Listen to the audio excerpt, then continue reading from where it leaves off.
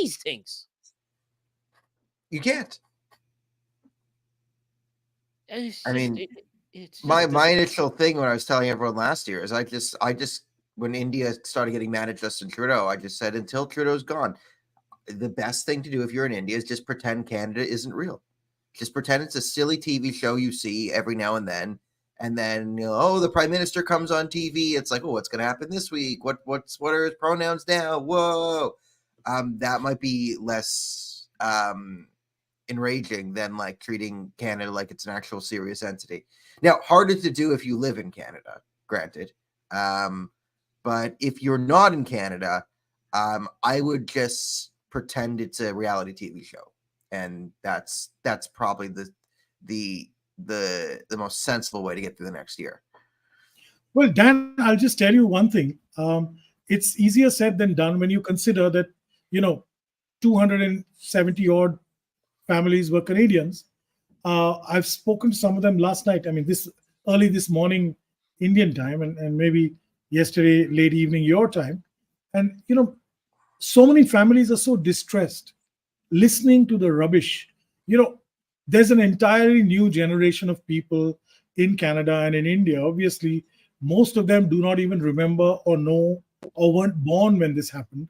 So for them, the narrative is what they listen to in schools or in institutions. Like you rightly said, there are groups and levels and layers of Khalistanis who have occupied the middle ground in whether it's in government or in institutions, in education, in hospitals.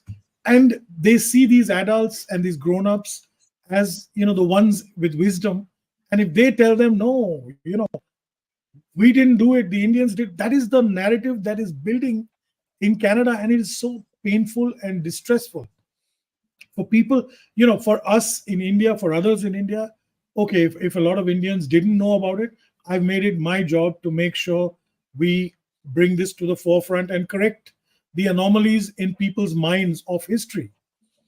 Fortunately for us, Justin Trudeau has been so silly that he's really put his foot in it, and it's exploded over the last 12 months, and we've been able to start talking about it all over again, and showing people where evidence was destroyed, where the wiretaps pointed at the finger, the smoking gun as it were, where the bomb was test fired in Vancouver. All these things come up, and there are people who want the truth to be told.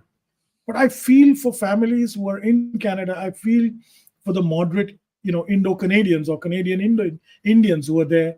I feel for good-natured, down-to-earth true Canadians themselves, whether they're Caucasian or whether they're Indo-Canadians, because they all know the terror that occurred there. Their country and government has spent almost 140 million Canadian dollars on this inquiry and the trial. You've got the evidence, you've got the records. It's huge, 2 volumes. We've got so many books and mementos of all that. And here you have a group of Johnnies who want to rewrite history. It's almost like saying that Hitler was the good guy, and it's ridiculous. We can't even think that badly, and this is cruel to the Indians. So I'm sorry, whether you talk of Nijjar or whether you talk of Parmar or whether they're all proven terrorists. They were on no-fly lists. They were on most wanted lists. They were everything, and you can't do this. Not in my view. In civilized society, we don't do this.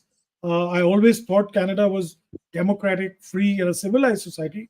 Unfortunately, I don't see any of that, in today's world with its MPs' behavior.